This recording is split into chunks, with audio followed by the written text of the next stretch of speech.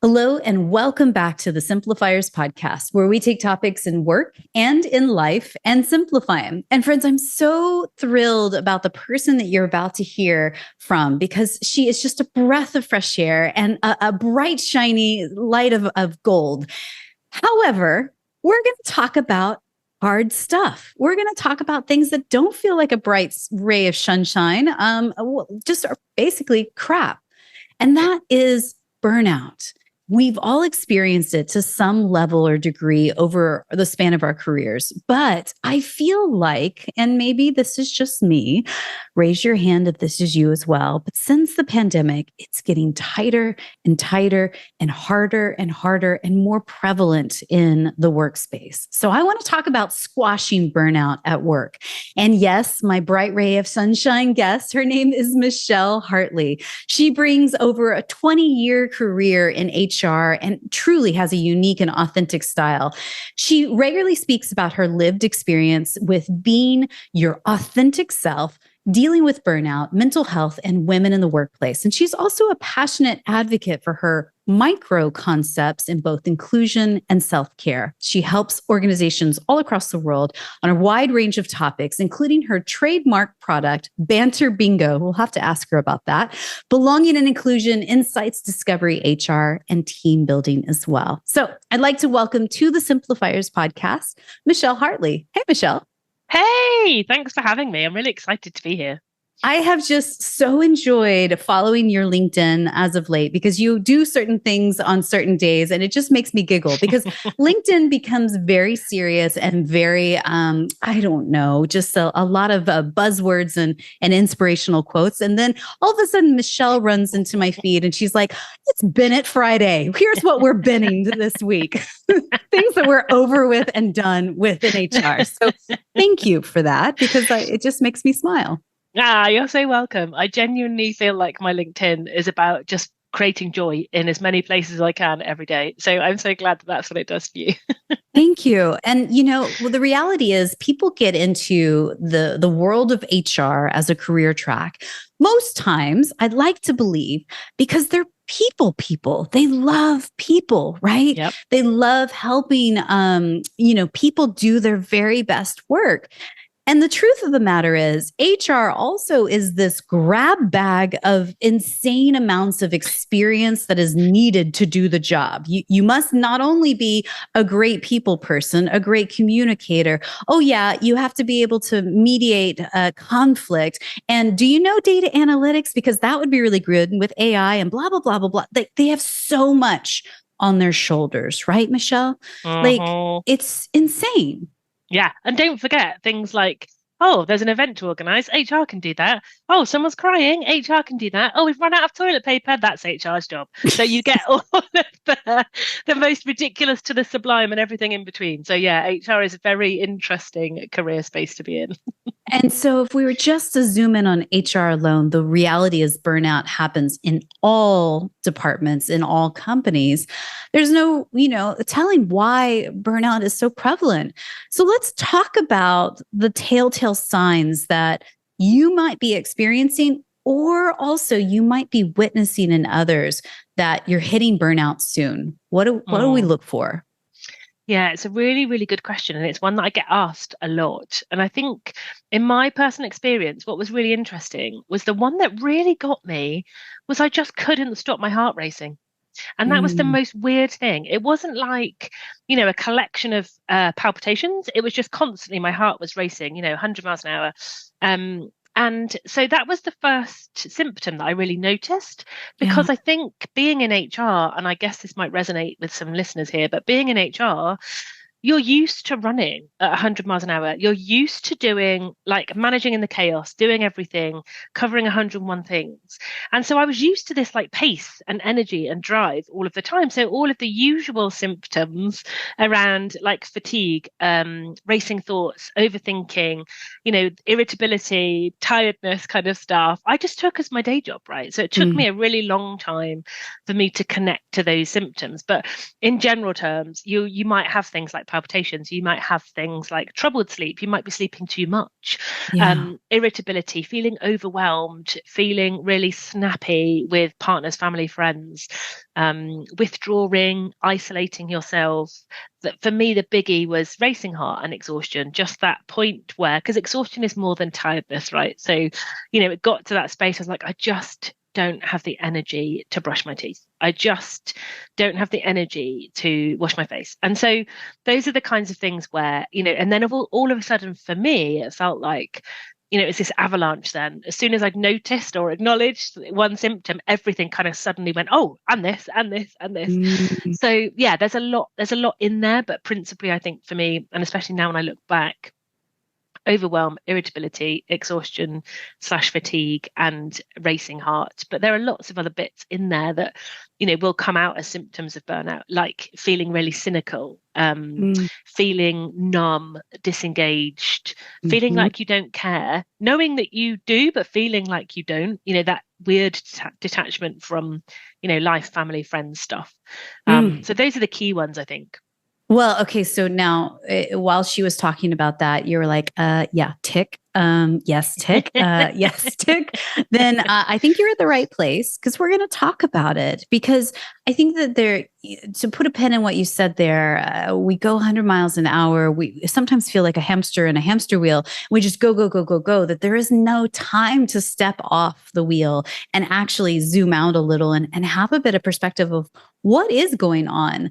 And I think that sometimes, I imagine for some people, sometimes me, I go, oh, well, it's because that I don't know enough about the job. And so I just need to work harder or work faster. And that will, mean that I won't feel quite as anxious or exhausted or burnt out. And that seems so counterintuitive, right? Yes, absolutely. And you know what, you're telling me that, and I'm nodding along furiously, because absolutely 100% I was the same. It became this weird thing where I was like, I'm just going to strive even harder, and I'm just going to do even more because that'll fix it. Spoiler alert, it doesn't. Definitely doesn't. No. And so when I think about like what you said also in those kind of great big brush strokes, there are physical symptoms, there are emotional symptoms, there are mental health symptoms as well. But then, yeah, as you say, it's not about striving and driving and doing more. It's actually probably about stripping back and focusing on the highest yielding tasks on your plate and then asking for help on the other stuff, right? Yeah, exactly that. Exactly that. I think the challenge of that is, particularly in HR, but in a lot of professions, we don't want to ask for help. A, because it feels like a bad thing. B, because often in asking for help, it feels like we could probably do it quicker in the time that it took us to ask for the help. And C, you just kind of think, oh, I'm just going to do it anyway. Like, no one will help me anyway. And then you've got this inner critic, and I don't know how this resonates with you, but that I had this inner critic that just constantly lived in my head and was like, why are you asking for help? What, you just can't do it? Are you a failure now? Why can't you do it? And it just, would constantly then almost reinforce that kind of vicious circle of kind of striving, burnout, overwhelm, overachieving, people pleasing kind of stuff that just doesn't serve us. It's dumb. It's truly dumb. And, it is everything that people say, like, if you don't listen to your body will start to shut down. And then you have to listen to it because the physical symptoms are starting to ramp up so big that striving and another triple latte frappuccino is not going to make it better, right? You really do have to put some serious effort towards slowing down. Yes. Let's talk about some misconceptions about burnout, because I think, honestly, also in the last 10 years or so, it's also become sort of this weird little buzzword, this badge of glory that, oh, I'm so busy, that you sort of secretly wear and tell all the people about on your social media. But what's the biggest misconception about burnout, in your opinion? There's a couple for me, I think. But the first one is that burnout and recovery has to be this big, sexy thing. And actually, I don't think it does. Like burnout and recovery is very much about micro acts of self-care and building up those micro acts of self-care so that by the end of the week, you'll be 10, 12, 15% more yourself than you were at the beginning. And I feel like the other one is that there lots of people, as you said, it's become a bit of a buzzword. Lots of people now are saying, oh, I'm a bit burned out. That's not really a thing. You're just probably tired. And so I think burnout is a very real and very different experience to overwhelming chronic stress. And if you've been burned out, you very much know it. And you very much know that it's not just a bit burned out. It's literally you have broken your brain to a point at which you need to stop. And so it's very different to feeling stressed or overloaded or just busy. It's a really different thing for that. So I would also say that burnout is like a bit insidious, where it kind of creeps up on you, or maybe it doesn't with everybody, but it certainly did with me, where I just thought this was what high performers did, right? High performers worked for 15 hours a day. High performers left with the racing heart every day. High performers would get home and couldn't unclench their jaw because they'd just been so busy. You know, high performers drank lots of wine because that's the way you relax. You know, it's that kind of principle, I think, where it's so close to that hustle culture, high performance culture stuff, where we're measuring the wrong things, I think. So it kind of sits in a strange place for me. It's quite an insidious thing. Again, it becomes this badge of glory. Like, oh, I am a high performer. And this, is the symptoms that comes with it. And I have definitely fallen into that trap as well. I would consider myself a type A card carrying control freak. I'm working on it. We're going to therapy. But it's true. You know, over the years, you get applauded for that in employee recognition programs, right? You get awards at the end of the year awards dinner for being such a high performer. That I feel like there's just a better way. There has to be a better way.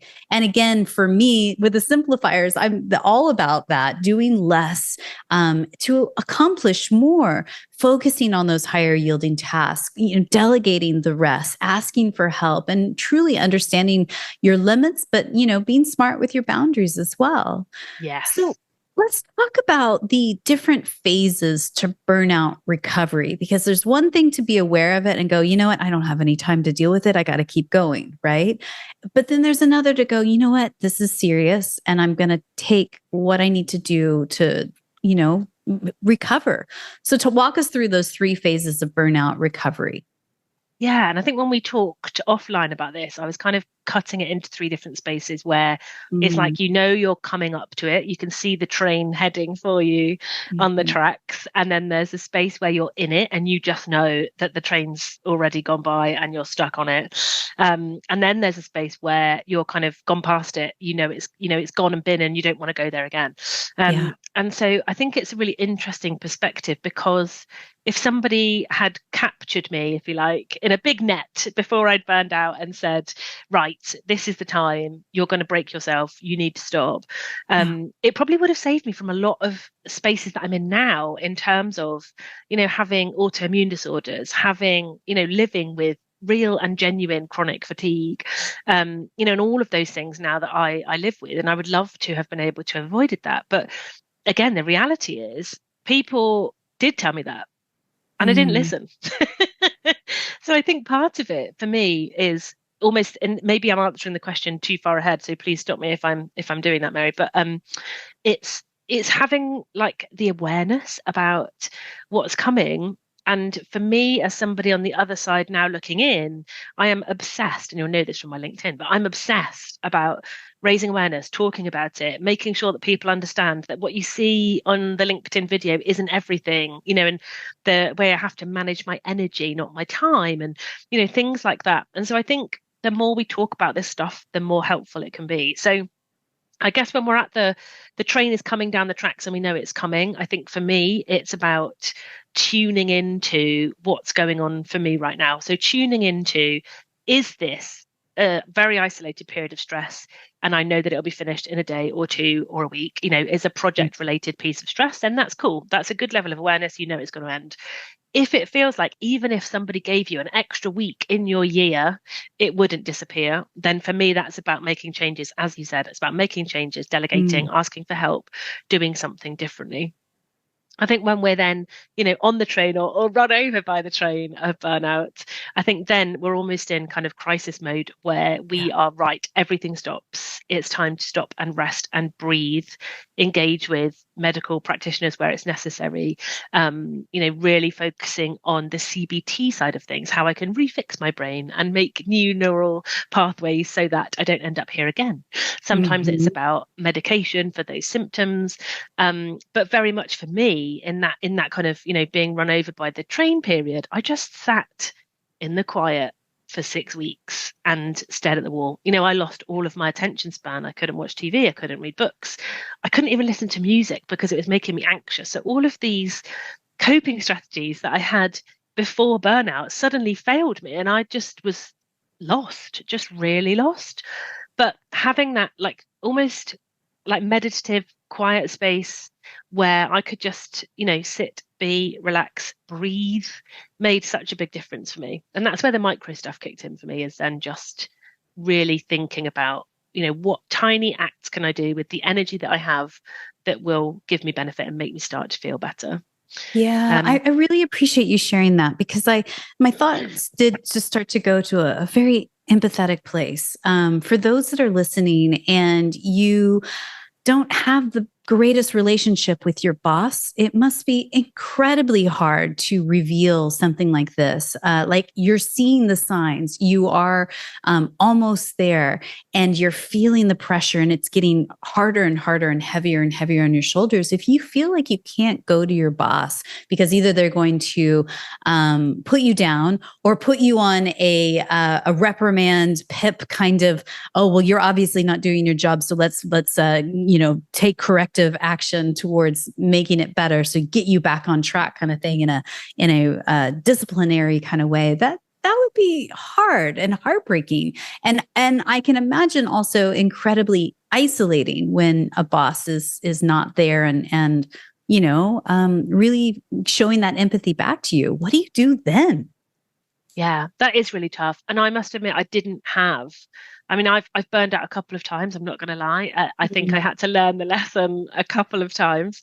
The first time I didn't have a really supportive boss, and I found that massively challenging, and I just felt really isolated. So I didn't have, so for example, if I'd broken my leg, I'd have had flowers and chocolates and people coming over, and, people writing on my cast, and people, sending me videos and TV recommendations.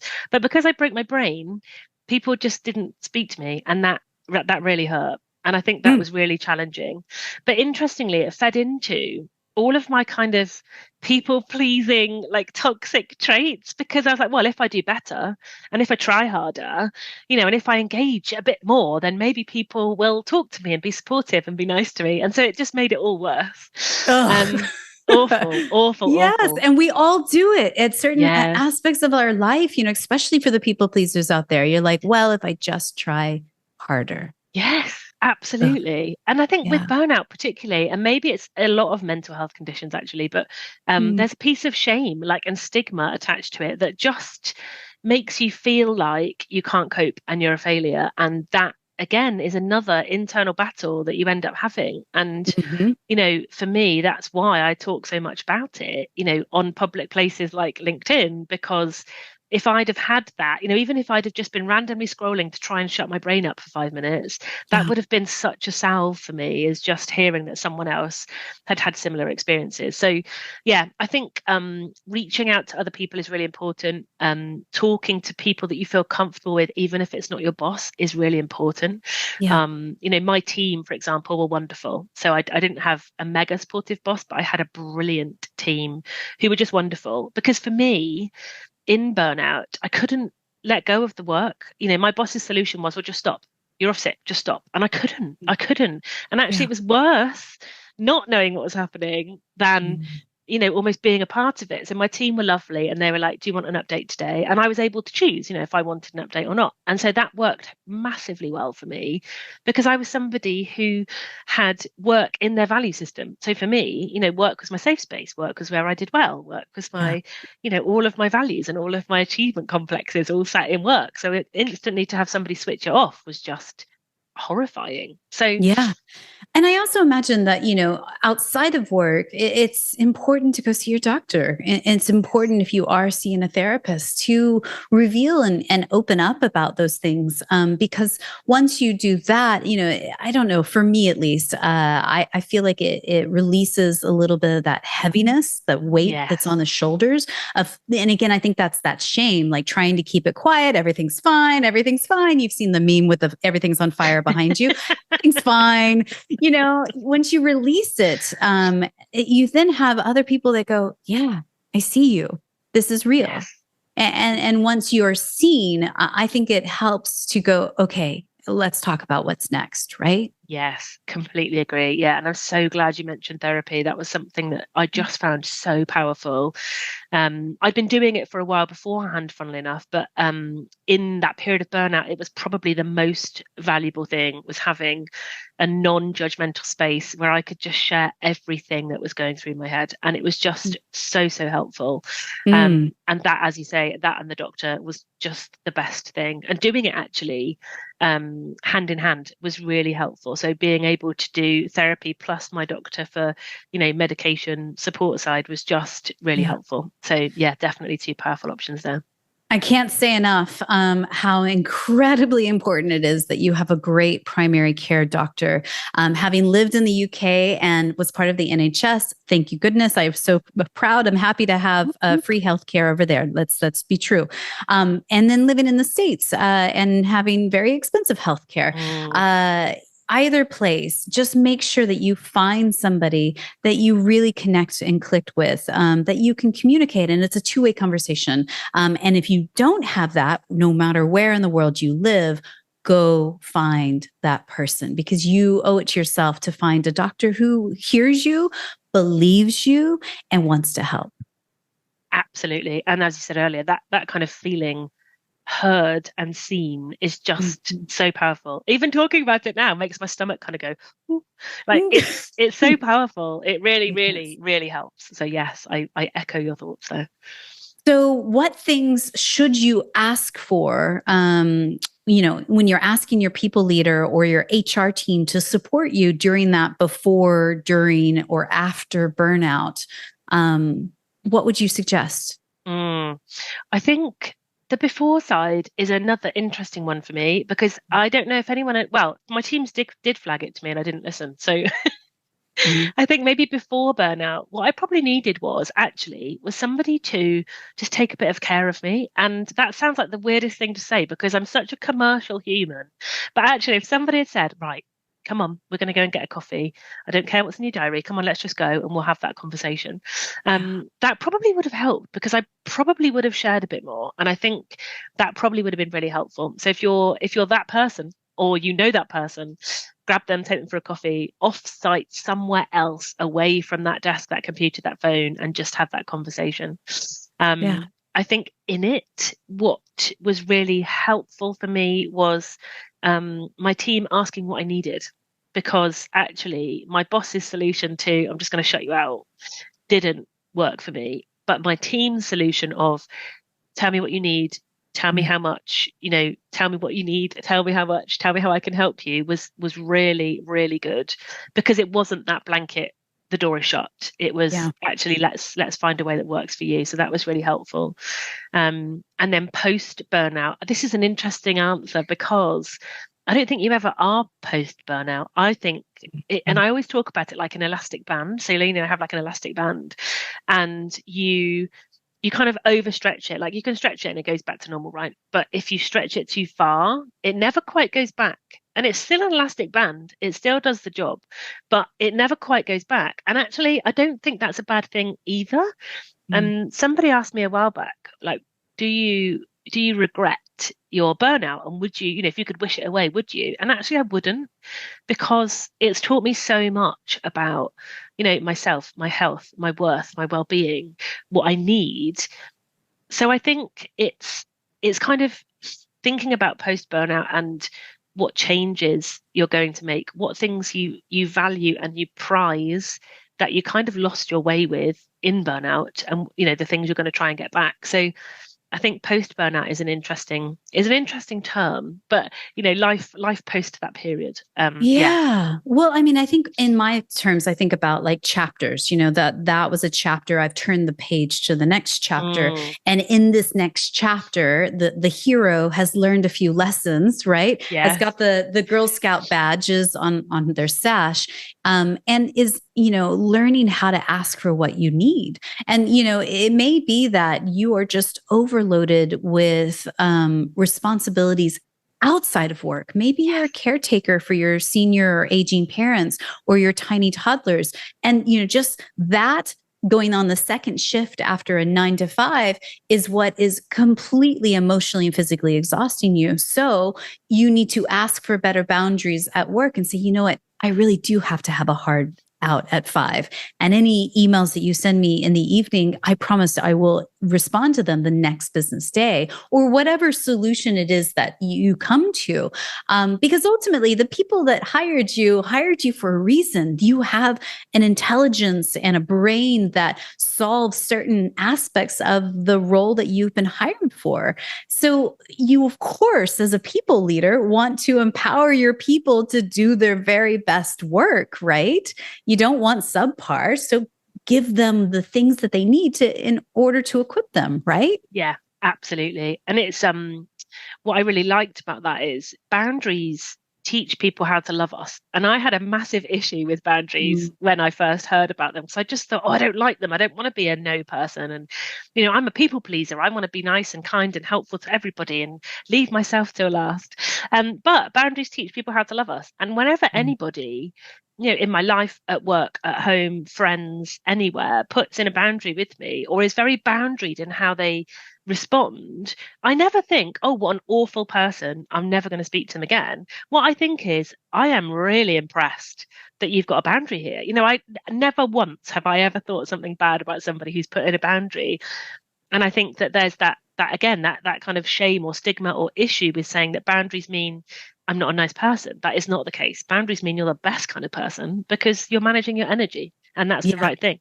Yeah. And to point what you said earlier, CBT, for those that don't know, that's cognitive behavioral therapy. It's an advanced form of talk therapy that helps you get it up and out of you, but then also start to reframe, reposition your belief systems, the deep-rooted anchors in your brain to start weaving a new way. Because I think a lot of times the things that we do are so dictated by our unconscious mind that, 85, 90% of every choice you make today is made by your unconscious brain, meaning your autopilot is just already decided what I'm wearing, what I'm eating, which path I'm going to go when I drive to work, et cetera, et cetera, et cetera. And in order to be able to make new choices, better choices, and, avoid repeat burnout, you have to go into that beautiful brain of yours and start to reprogram things, right? Yeah, absolutely. It's so interesting. The only way that kind of landed with me was somebody said to me, your brain is like Google, and it just goes to the thing that has the best search engine optimization. And I was like, aha, I suddenly understood it. Now I get it. So yes, it's a great example. It's a really good one. And that kind of moment of just going, is this the right thing? Is this going to help me? Or is this something from my past that probably isn't what I need right now? So yeah, it's a really good one. Yeah. And again, if you're a people leader and you notice somebody on your team is, showing the signs, what would you recommend to them? I still think there's something, again, it comes back to those micro things for me, small things. So small things like asking how they are, but asking twice and meaningfully. So, hey, how are you? Is cool. And it will always get you the answer. Yeah, I'm great. but then going, well, how are you really okay? Like, what's new? How, asking a little bit more of a developing question, or just simply asking twice, can really draw out some genuine responses that you wouldn't get if you're just doing the quick run past the coffee machine. So I do think that asking meaningfully and asking twice is really powerful. I do think there is massive value in just grabbing some time, wherever, whatever, however that is, grabbing a separate lunch, grabbing a coffee away from the desk, taking time in a meeting to just go, do you know what, let's just leave the agenda and have a chat, whatever that is. But small acts of kindness can be really, really helpful in those moments.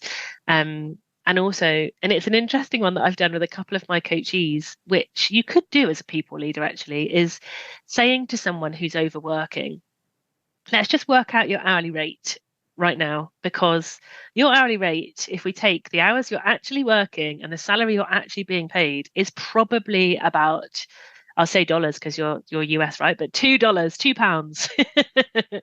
And you're being paid a lot more than that, but not for the hours that you're working. So let's work out your hourly rate. And sometimes it needs to be like those moments to kind of almost get the reality check. I think sometimes when you're in that period of burnout, you're so overwhelmed and in that spiral, I'm just going to work harder, I'll just do a bit more, just 10 more minutes, just 5 more emails, that you forget the reality of, well, actually, that's another hour of your life you've spent here that you're not being paid for. So sometimes something like that can be really powerful, just doing the act of working out, what's your hourly rate if you carry on like this? Oh my God, I love that. And I can imagine lots of people are starting to pull out the calculator right now as they're listening to us and going, oh crap. What have I like a done? proper oof moment, like, oh no. Do you know, as we talk about suffering burnout over and over again, my heart goes out to people that have been in that cycle. And I have certainly found myself there as well. What, again, would you help and give as advice to avoid it happening again and again and truly stop the cycle? I'm still living that one, if I'm honest. If I'm being really honest, I'm probably still living that lesson.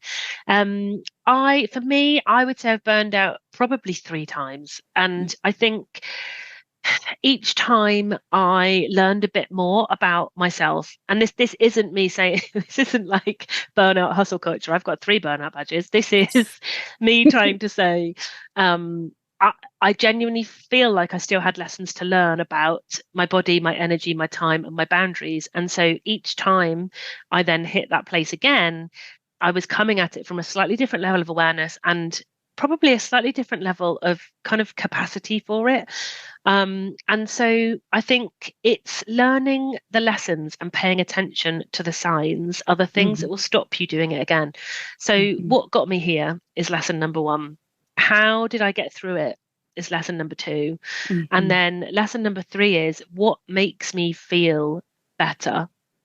And that's the 3 lessons I think that you need to pull out of a burnout experience in order to not go there again. And some people, as you said earlier on, personality types, card carrying type A's, people who have some of that inbuilt scaffolding in their family lives that mean that people pleasing was the way they learned to do stuff.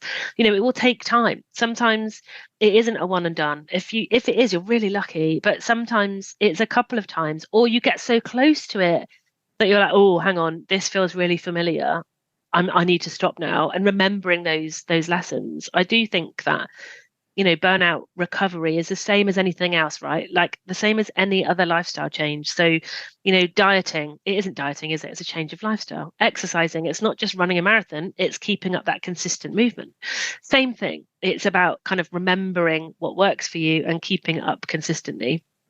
I think about meditation. If you've ever done any sort of yoga or meditation, the first about, 100 times you do it, it's really frustrating because you get into a meditative pose and they're like, okay, just breathe and clear your mind. And it takes like maybe 3 seconds before my mind starts to wander off and go, oh, I need to do a big shop tonight. Or, oh, I've got so-and-so, blah, blah, blah. Or, oh, I really don't want to blah, blah, blah, blah, blah.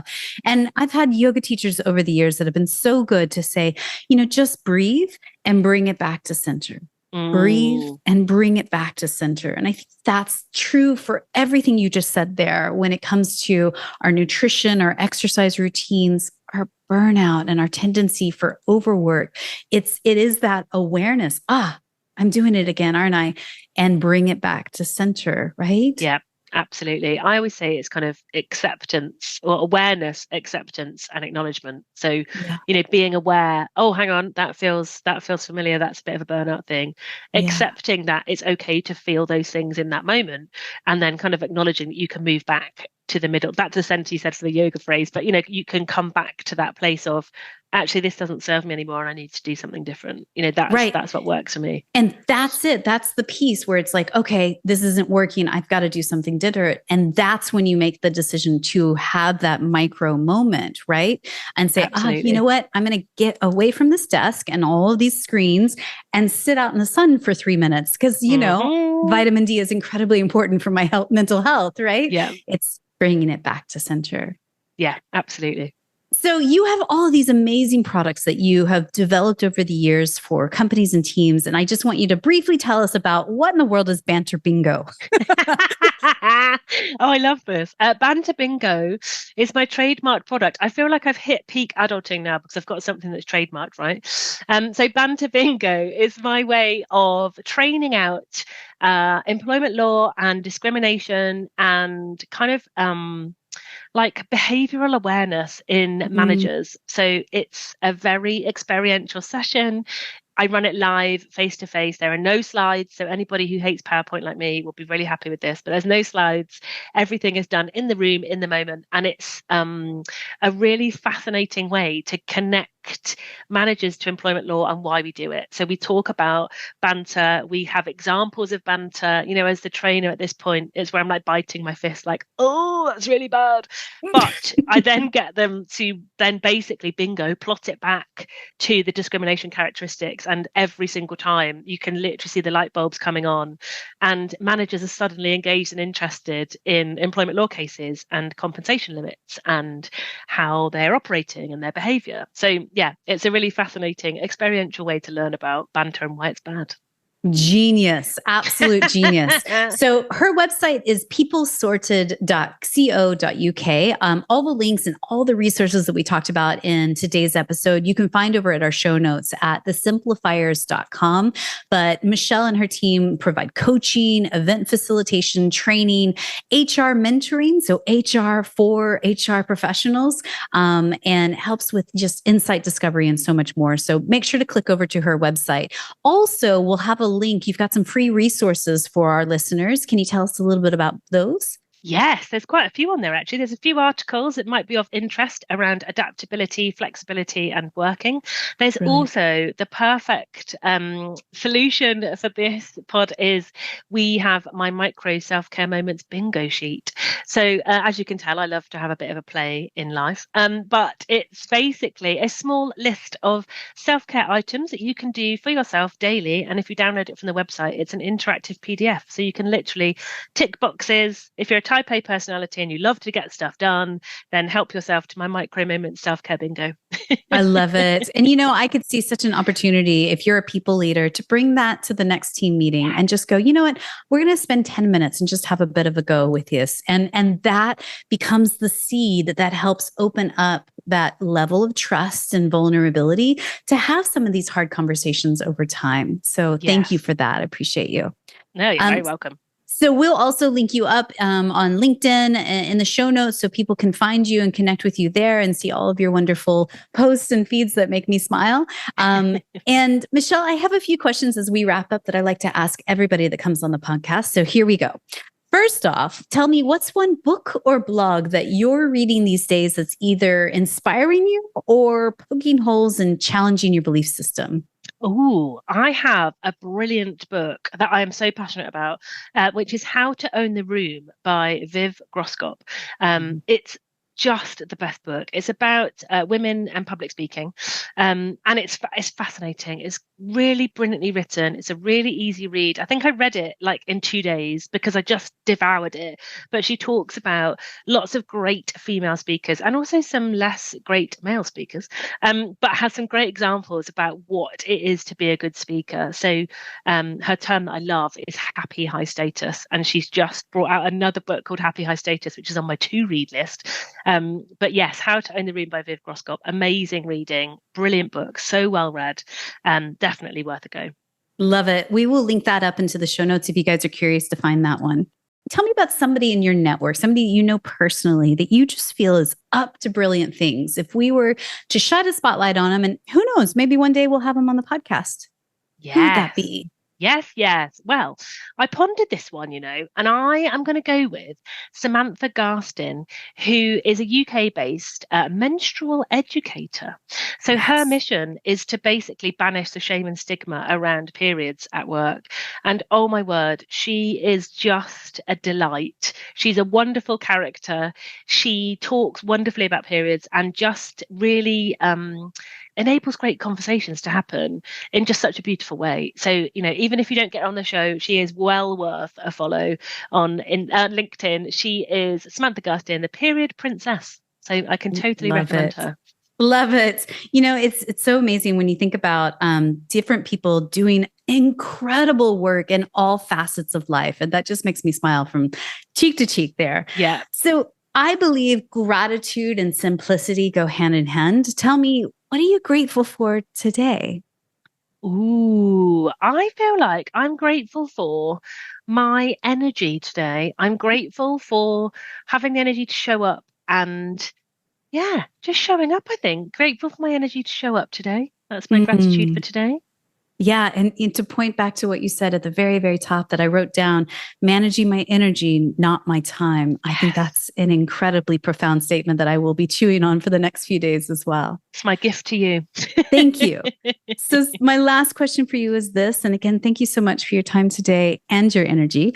Someone somewhere is listening to you and I right now, and they are feeling the prickly telltale signs of burnout is on the way. And they have been squashing it down rather than squashing it outright and healing it. What's one thing you could whisper into their ear right now just to encourage them in this moment? Ooh, I might have two things. One is I might whisper, just take a breath, which sounds really, really fluffy, right? But it just is so powerful. Just take a breath. Yeah. And then think about what they can do 1% differently from today. And that's what I would say, because 1% differently is still different and it will help. It's so true. Michelle, thank you so much for your time. Thank you. It's wonderful to be here.